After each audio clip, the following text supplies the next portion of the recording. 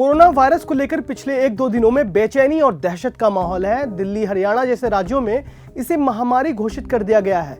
WHO ने तो इसे पहले ही महामारी बता दिया है। भारत ने दर्जन भर से ज्यादा देशों के टूरिस्ट वीजा पर बैन लगा दिया है। अब जब इतनी बेचैनी है तो उसका असर शेयर मार्केट पर तो दिखता ही है। ऐसे में 12 मार्च को शेयर बाजार में निवेशकों का 11 लाख करोड़ रुपया डूब गया। भारतीय शेयर बाजार ने पॉइंट के हिसाब से इतिहास की सबसे बड़ी गिरावट दर्ज की है। डॉलर के मुकाबले रुपया 75 के करीब पहुंच गया है। मतलब रुपया भी जमकर टूट रहा है।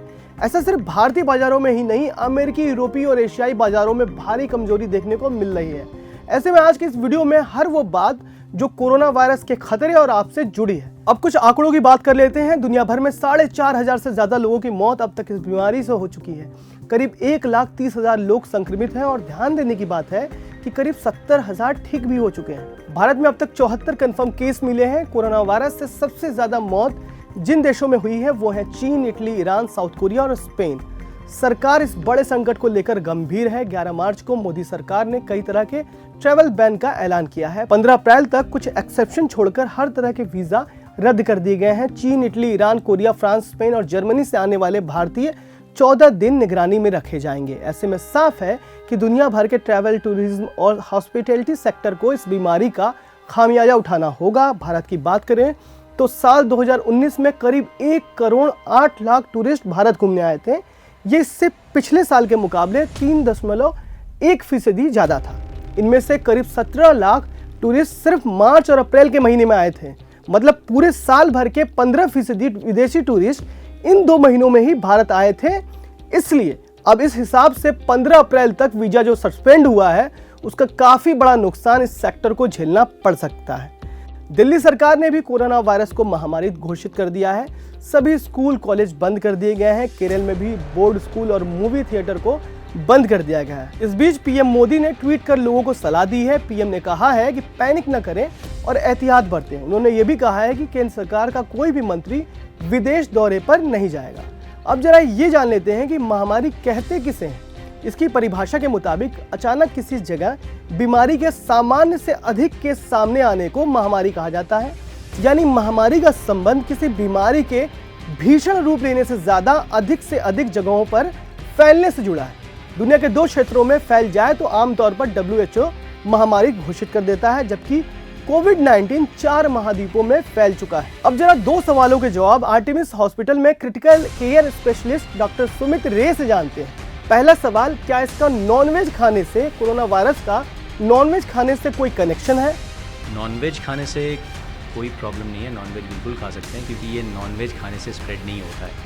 ये जो वायरस है उसका एक जेनेटिक म्यूटेशन हुआ है जो बैट से आया है। उसका मतलब नहीं है कि हम नॉनवेज नहीं खा सकते हैं, बिल्कुल खा सकते हैं। कोई भी नॉनवेज खा सकते हैं, कोई प्रॉब्लम नहीं है। बाकी महामारी जो डिक्लेयर हुआ है, महामारी पैंडेमिक, ये एक टर्म है। इसका मतलब इसका मतलब नहीं है कि खतरनाक है। इसका मतलब ये है कि ये स्प्रेड हुआ है, ये फैला है पूरे दुनिया में।